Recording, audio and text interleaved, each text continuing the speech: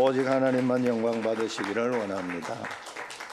자, 우리 오늘 찬양처럼 나팔 불 때 나의 이름 불릴 것을 기대하고 소망하며 이 대림절을 잘 지켜내면 될 줄로 믿습니다.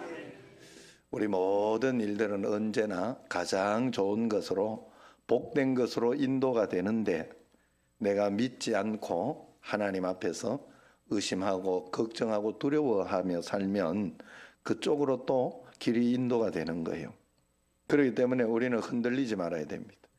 아무것도 없는 것 같아도 하나님이 나와 함께 계시기 때문에 그냥 흔들리지 말고 굳건하게 말씀대로 살아가시기를 바랍니다.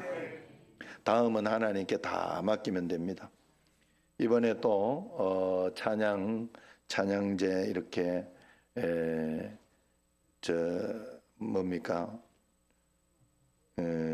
크리스마스 이브 성탄 축하제 준비할 때 또 남성교회 여성교회도 다 이렇게 기관들도 함께 참여하면서 하나님을 기다리고 소망하는 그런 즐거운 마음을 잘 표현하면 좋겠습니다. 자, 우리 옆 사람과 한번 이렇게 인사해봐. 주님의 오심을 기다립니다.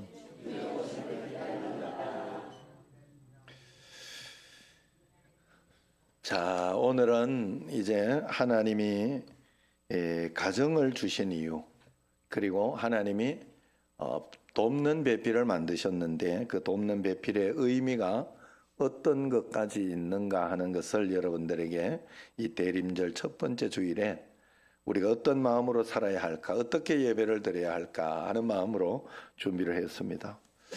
하나님이 가정을 주신 이유는 독처하는 것이 외로워 보이고 좋지 않게 보였다. 그래서 가정을 주셨다 이야기를 합니다. 그런데 오늘날 이 가정의 소중함이 깨어지고 원나잇을 즐긴다, 그런 이야기들, 그런 세태가 너무나 안타깝고 좋지 않습니다. 지금 세태가 그렇고 젊은이들의 생각과 지금 어른들의 생각은 전혀 다릅니다. 그럼에도 불구하고 우리 젊은 사람들이 하나님 말씀 안에서 살아야 되지, 말씀을 떠나 지금 세태를 따른다면 그것은 분명히 깨어지고 또 불안하고 걱정되는 그런 삶으로 갈 수밖에 없게 됩니다. 그래서 오늘 본문은 인류 최초의 가정이 어떻게 생겼으며 어떻게 시작되었는가를 보여주고 있어요. 그래서 가정의 중요성을 설교할 때 오늘 말씀의 이 마지막에 보면 남자가 부모를 떠나 그의 아내와 합하여 둘이 한 몸을 이룰지니라 하는 말씀으로 하기도 하고, 또 결혼 주례할 때 종종 인용되는 말씀이기도 하지요. 하나님께서 직접 만드신 공동체가 둘이 있는데 그게 바로 하나는 가정이요 다른 하나는 교회입니다. 그래서 이 둘 중에 어느 것이 더 중요한가 이렇게 따질 수가 없어요. 따지는 것 자체가 틀린 질문입니다. 가정이 중요한가 교회가 중요한가? 교회는 가정을 살리는 곳입니다. 그래서 가정이 굉장히 중요한 거예요. 교회가 굉장히 중요한 거예요. 그러나 반대로 또 건강한 교회가 되기 위해서는 건강한 가정이 있어야 됩니다. 건강한 가정이 건강한 교회를 또 만드는 것이에요. 그래서 교회도 가정도 하나님이 직접 만드신 것입니다. 그래서 처음 가정 아담과 하와의 결혼식의 주례자가 누구예요? 바로 하나님이신 것이죠. 또 하와에게 이렇게 하와를 만들어 이렇게 창조하여 아담에게 데리고 가신 분도 하나님이. 그 목사가 결혼 주례를 하지만 실은 하나님께서 하나님을 대신해서 하는 거예요. 그래서 그리스도인들은 반드시 목사의 주례로 결혼하는 것이 좋습니다. 믿는 믿음에 어떤 그런 것이 없기 때문에 자기 마음대로 하는 거예요. 그래서 하나님은 하나님의 주례권을 그것이 인정하는 거예요. 우리 가정은 하나님이 세우신다는 신앙 고백이 그 결혼 예배에 들어 있습니다. 그리고 아버지가 딸을 데리고 신랑에 가는 것도 하나님이 갈빗대로 하와를 만들어 신랑 아담에게 데리고 가는 것을 상징하고 있는 거예요. 그래서 그렇게 데리고 가는 거예요. 성경대로.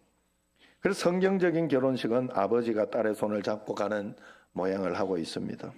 아버지 없으면 또 어떻게 그렇게 되면, 그래서 좀 다르게 살고 있더라도 아버지를 불러서 그렇게 인도하게 하기도 하고, 또 아니면 돌아가시거나 그런 사고가 있었으면 삼촌이나 가까운 친척을 이렇게 해서 하기도 합니다. 그래서 결혼식은 또 교회에서 합니다. 결혼 예배인 거죠. 그래서 서양 기독교 국가들에서는 교회를 안 다녀도 결혼과 장례는 반드시 교회를 통해서 합니다. 일본은 기독교 문화는 아니지만 호텔 안에 예배당을 만들어 놓고 그래서 거기서 결혼을 해요. 지금 예전에는 우리가 예식장이나 이런 게 그저 화려하게 이렇게 파티하듯이 했지만, 지금은 결혼식장이 전통적이고 멋있는 결혼식장은 그렇게 만들어 놓지 않아요. 정말로 전통적이고 보기 좋게 하는 결혼식은 그 결혼식장 안을 예배당처럼 이렇게 꾸며 놓습니다. 그렇게 해서 예배드리게 해요. 자, 그래서 이 요즘 젊은이들은 주례자도 없이 자기들끼리 편지 한 장 읽고 재미있게 난리법석을 떨며 그걸 멋있는 결혼식이라 이렇게 생각하지만 잘못된 풍조입니다. 아무튼 오늘 인류 처음 가정의 시작을 우리가 잘 봐야 됩니다.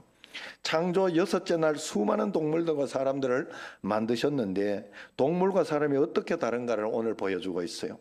동물들은 흙으로 빚어 만들었어요. 사람도 뭘로 빚어 만들었죠? 흙으로 빚어 만들었어요. 사람도 똑같이 6째 날에. 그러나 하나님의 형상을 따라 살 수 있도록 하나님은 사람에게는 그 코에 생기를 부어 넣었다 하는 말씀이 다릅니다. 다시 말해서 인간과 동물과 다른 점은 인간은 생기를 불어넣어 만든 것이에요. 그것으로 살 수 있도록 만든 것이에요. 그래서 사람은 하나님의 생기를 마시며 살도록 지어졌어요. 그래서 생기는 어떻게 마실 수 있느냐? 생기는 하나님과의 영적 교제, 하나님의 말씀을 먹고 기도를 하고 하나님께 영광을 돌리며 찬양을 하고 성령의 임재가 넘치는 예배를 드리고 사람을 사랑하고 하나님이 또 서로 사랑하려 했으니 말씀대로 사랑하는 기쁨, 이런 것들을 통해서 우리는 생기를 느끼는 거예요. 그래서 하나님 없이 우리가 살려고 하면 아무리 행복하고 싶어도 돈을 많이 벌면 우리는 행복할 줄 알고 또 무언가 이렇게 큰 사업을 이루고 큰 곳에 어디에 들어가면 좋은 것이 있을 것 같아도 그렇지 않다는 거예요. 사람은 하나님과 동행하고 말씀에 순종하며 한 걸음 한 걸음 따라갈 때 행복하고 감사하고 기쁨이 넘치게 돼 있어요. 사람은 분명히 그렇게 돼 있어요. 그래서 우리는 인간의 본질이 하나님의 형상 생기라면 인간의 책임은 하나님을 섬기고 내게 맡겨진 사람들을 섬기고 하나님이 지으신 세상을 잘 섬기는 것에 있는 것입니다. 그래서 사람은 하나님과의 행복한 관계, 사람들과의 복된 관계, 그리고 주어진 환경, 삶의 터전을 무너뜨리면 안 돼요. 그래서 사람은 생기를 불어넣었다. 하나님의 말씀을 듣고 말씀을 따라 사는 것이 가장 행복하고 좋은 것이다 하는 거예요.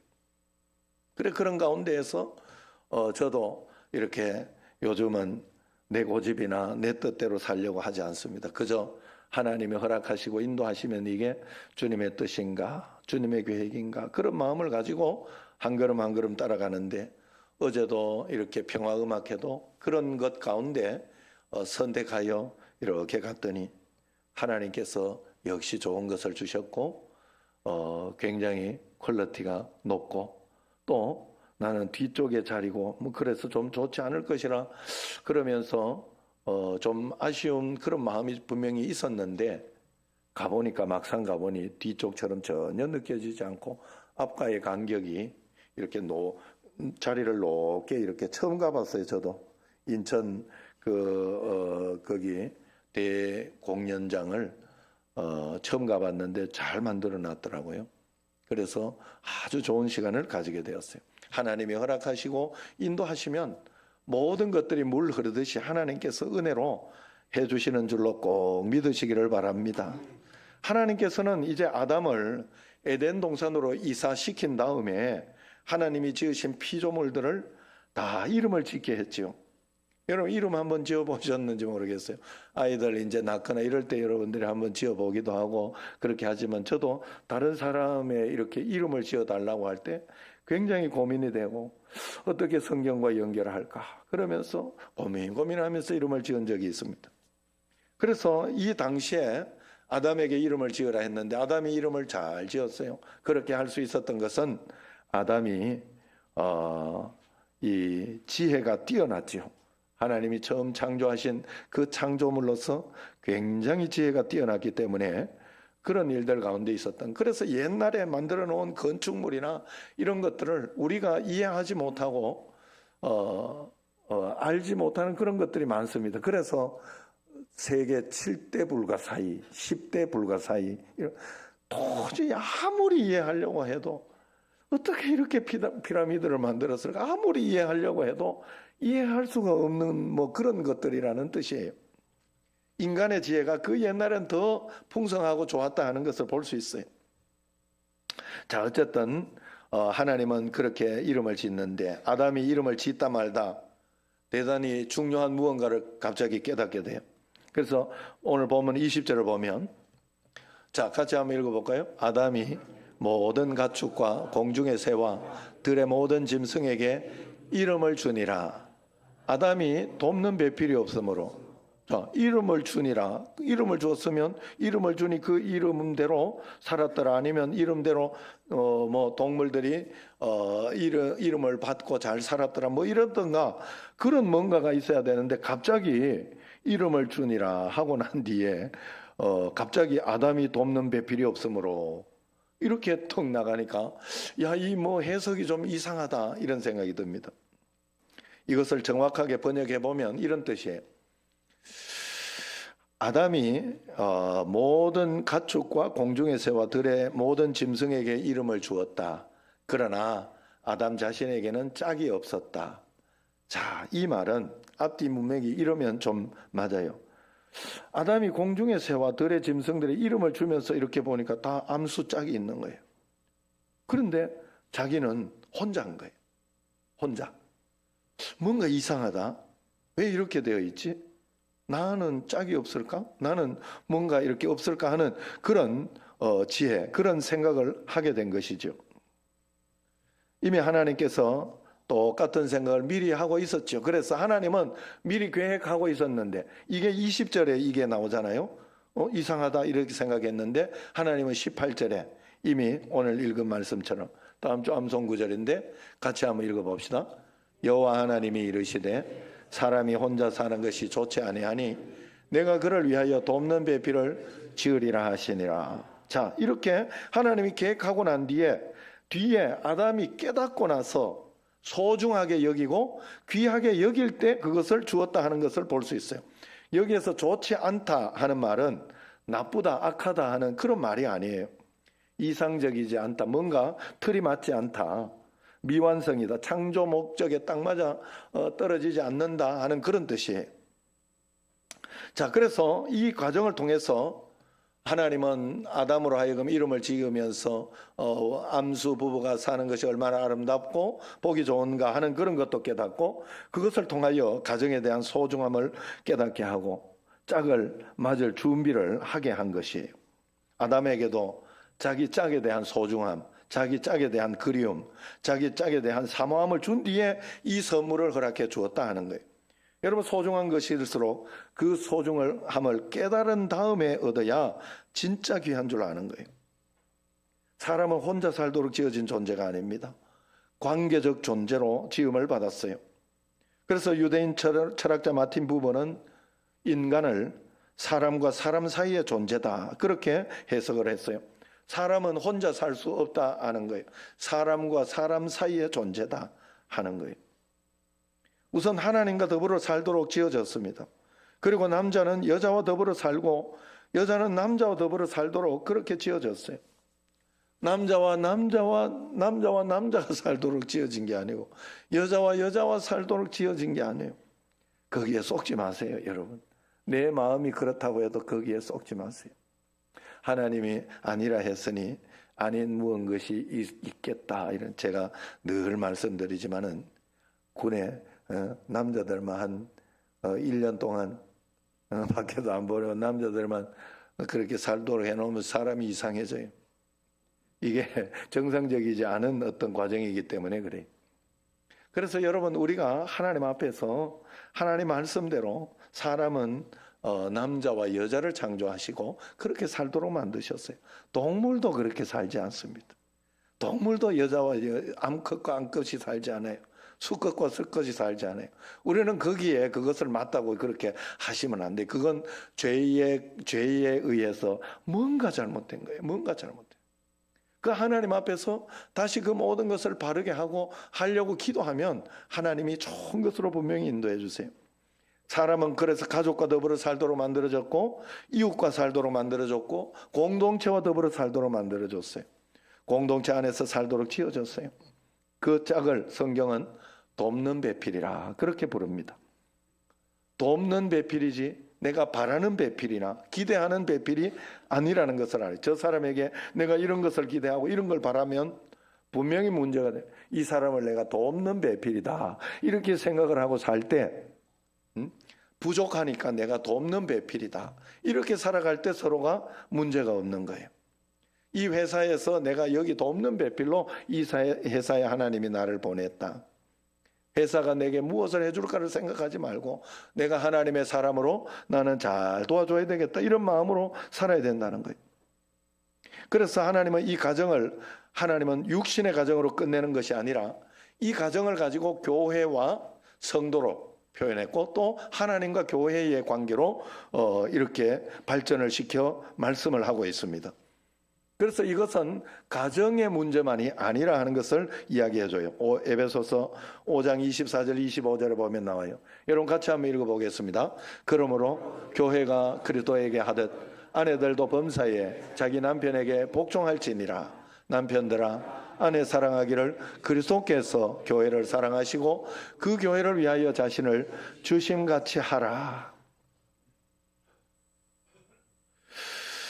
여러분 이 말은 아내가 남편을 교회가 그리스도께 순종하듯이 순종하고 남편은 아내를 그리스도께서 교회를 사랑하듯이 사랑하라 하는 그런 뜻입니다. 어느 한 사람만 정확하게 하면 절대로 부부는 문제가 생기지 않습니다. 둘 중에 다 자기 남편이 이렇게 사랑해 내가 이렇게 실수를 해도 신경 쓰지 말고 사랑만 해줘야 되는데 이러다 보면 문제가 생기고 또 남편은 아내에게 존중하고 존경하고 남편이 이렇게 머리 되도록 이렇게 해줘야 되는데 이러면서 바라다가 보면 문제가 되는 거예요. 교회는 그리스도를 위해서 목숨 걸고 순종을 했죠. 그래서 교회에서는 순교가 있고 또 복음 전파의 역사 속에 하나님 나라를 위해서 애를 쓰고 노력하는 그런 노력들이 있습니다. 그렇게 목숨 걸고 순종하는 게 교회입니다. 또 그리스도는 교회를 위하여 십자가에 못 박혀 죽으심으로 자기 목숨을 바쳐서 교회를 사랑했습니다. 그리고 교회를 세웠어요. 이 또한 목숨을 내놓기까지 사랑한 것입니다. 그러므로 서로를 목숨 걸고 존경하고 목숨 걸고 아껴줘야 합니다. 이것이 부부라는 거예요. 그런데 성경은 이것을 남녀의 이야기로만 생각하지 말고 예수님과 교회에 대한 이야기로 알아들으라 그렇게 말씀하고 있는 거죠. 다시 말해서 우리는 하나님을 돕는 배필로 하나님이 우리를 세워주셨다. 교회를 만드신 이유는 하나님을 돕는 배필로 만들었다는 거예요. 우리가 교회입니다. 그러므로 우리의 목숨 걸고 말씀대로 하나님의 돕는 배필로 이 땅을 살아갈 때 우리의 정체성이 있는 것이고 우리의 자긍심이 있는 것이고 우리가 하나님 말씀 가운데 복을 받으며 살 수 있는 거예요. 그래서 그러기 위해서는 우리가 내 뜻대로 교회를 섬겨서는 안 돼요. 하나님의 뜻대로 섬겨야 합니다. 그것을 사명이라고 합니다. 예수님 믿는 우리의 첫 번째 사명은 하나님을 섬기는 거지요. 하나님을 예배하는 거예요. 섬긴다, 이게 예배한다 이런 말이에요. 그러므로 우리는 예배자로서 먼저 잘 살아내야 돼요. 모든 예배에 여러분은 억지로라도 여러분들이 참여해야 돼요. 그러면 그걸 통해 복을 받는 거예요. 왜냐하면 예배가 복의 통로요 섬기는 것이기 때문에 그렇습니다. 예배를 통해서 하나님을 만나고 예배를 통해 하나님의 뜻을 깨닫고 예배를 통해 우리가 세상에 하나님을 전하게 되는 겁니다. 그게 다입니다. 우리는 그래서 예배에 목숨을 걸어야 돼요. 예배가 하나님을 돕는 기초요, 하나님을 돕는 통로이기 때문입니다. 그래서 교회를 돕는다고 뭐 봉사부터 하려고 그렇게 해서 그렇게 할 필요 없어요. 그건 잘못 돕는 거예요. 교회를 잘 도우려고 하면 예배자로서 예배를 잘 드리려고 하면 됩니다. 예배에 잘 참석하면 잘 돕는 거예요. 예배를 잘 드리는 것으로 하나님을 잘 돕고 있다가 은혜 받고 그것으로 헌금하고 은혜 받아서 봉사하고 은혜 받아서 선교하고 전도하는 게 교회입니다. 이 순서가 바뀌면 안 됩니다. 이 순서가 바뀌면 교회는 절처럼 종교적인 곳이 돼버리는 거예요. 뭘 내가 이렇게 함으로 헌신함으로 해가지고 뭐 이 정도 안 주나, 내가 이렇게까지 하나님 앞에 헌금하고 이렇게까지 내가 봉사했는데 왜 하나님은 나에게 이렇게 하나, 이런 마음이 생기는 거예요. 그건 종교적인 신앙이에요. 하나님은 내게 가장 좋은 것으로 인도해 주세요. 어떤 일이 있어도 어떤 삶이 있어도. 그래서 지금 내가 하나님 말씀대로 하고 있는가 한번 잘 살펴보면 내가 하나님의 뜻대로 잘 갈 수 있을 것인가, 그렇지 않은 것을 알 수 있습니다. 그런데 사람들은 이 예배를 하나님은 강제로 하기를 원하지 않잖아요. 강제로 해봐야 하나님 앞에 은혜가 되고 복이 되지 않기 때문에 그래요. 그래서 아니 억지로 할 필요 없어 이렇게 이야기를 합니다. 그러면 마귀는 이걸 싹 돌려가지고, 이 말씀을 싹 돌려가지고 어떻게 하죠? 억지로 예배 안 드려도 되는구나 이래가지고 예배 안 드려도 되네 이렇게 만들어버려요. 큰 문제인 거예요. 그게 큰 문제인 거예요. 여러분, 이런 거 하고 비슷해요. 밥 먹기 싫으면 밥 안 먹어도 돼요. 그러나 밥 안 먹으면 배고플 작정은 해야 돼요. 고생할 작정은 해야 돼요. 공부하기 싫으면 공부 안 해도 됩니다. 공부하기 싫은 걸 막 그런 식으로 한다고 공부가 되는 게 아니에요. 내가 그래도 이렇게 억지로라도 공부해야 내가 좋은 대학교 들어가고 이렇게라도 해야 내가 좋은 직장에 들어가고 시험도 잘 칠 수 있고 이런 것을 알고 해야 돼요.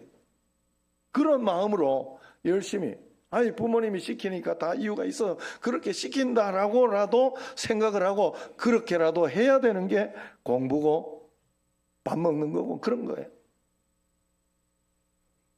그렇게 하지 않을 바에, 내 놓을 거 다 놓을 바에는 좋은 대학교 갈 생각하면 안 돼요. 좋은 직장 가려고 해도 안 되고 풍성한 삶을 살려고 해도 안 돼요. 예수님 믿는 것도 마찬가지, 예배 드리는 것도 마찬가지. 내가 드리기 싫으면 안 드려도 됩니다. 그러나 그걸 통해 가지고 하늘의 복을 받으려고는 생각하면 안 돼요. 하나님은 내 백성을 보내라, 그들이 나를 섬길 것이니라 했어요. 하나님 앞에 와서 기도하고 예배하면요, 뭐가 달랐다. 요즘 그래서 이렇게 우리 권사님들이 교회 와서 1시간씩 기도하고 이런 걸 가면서 보니까 너무 보기가 좋아요. 뭐라도 하나님 앞에 은혜가 있고 뭐라도 축복이 있고 뭐라도 행복이 있습니다. 여러분, 우리가 하나님 앞에 그렇게 나아가야 돼요. 그래서 우리가 하나님 앞에 예배와 기도와 헌신을 죽으라고 하지 않는 것은 예수님 믿으면서 예수님이 주시는 복을 받지 않아도 된다는 나의 표현이 되어버립니다. 그러므로 예수님 믿는 복의 통로는 교회를 사랑하여 봉사하고 예배드리고 말씀과 기도에 철저히 서는 것밖에 없어요. 그게 하나님을 돕는 배필로서 성도가 해야 할 일입니다. 하나님이 억지로 시키지 않기 때문에 억지로는 안 해도 되지만 그것을 통해야 하나님을 섬기는 것이 되고 돕는 것이 됩니다. 그래서 그렇게 하나님을 잘 섬길 수 있도록 하나님은 예배 잘 드리는 자에게 은혜와 복을 주시고 또 은총을 주시고, 그래서 기도하다가 은혜를 받는 거예요. 말씀 듣다가 은혜를 받고 찬송하다가 은혜를 받는 거예요. 이 비밀을 알면 우리는 억지로라도 율법적으로라도 예배를 잘 드리게 되는 거죠. 그러나 억지로 하는 것은 주님이 원하는 것이 아니기에 우리는 기왕이면 기쁨으로, 억지로 그렇게 하는 걸 하나님이 원하는 건 아니기 때문에 그래도 내가 이렇게 하는 것이 하나님이 기뻐하신다 했으니 나는 그 마음으로 한다. 그 기쁨으로 한다. 또 이걸 통해서 하나님이 내 모든 것들을 붙들어 주시고 인도해 주실 것이다 믿고 해야 됩니다. 여러분, 우리가 예배나 기도는 빼먹어도 됩니다. 그러나 그렇다고 내 삶에 빼먹는다고 축복이 되지는 않아요. 무슨 말인가 하면 내가 피곤하다고 예배 빼먹고 힘들다고 예배 빼먹어가지고 피곤이 그렇게 풀릴 것 같지만 절대로 그렇게는 풀리지 않습니다. 마음의 평강이 있고 하나님의 축복이 있고 그 마음으로 살아야 사람이라는 건. 그래서 아이고 내가 힘든 새벽기도 나올 때마다 사람들이 새벽기도 뭐 나오고 싶어 나오는 사람이 있을 것 같아요? 없어요. 그러나 내가 하나님 앞에 그래도 교회 가서 기도하고 예배 드릴 때 하나님 은혜 주시지 하고 억지로라도 나오면 은혜를 받는 거예요. 그러면 마음의 평강을 얻고 힘을 얻고 용기를 얻고 그러는 겁니다. 여러분 이 원리를 잊지 마시길 바랍니다. 대림절을 이 마음과 이 기쁨과 하나님을 섬기는 마음으로 그렇게 꼭 살아가시기를 바랍니다. 주님과 동행해서 이 땅에서 천국을 살아가는 여러분과 저가 되기를 주의 이름으로 축원합니다. 기도하겠습니다.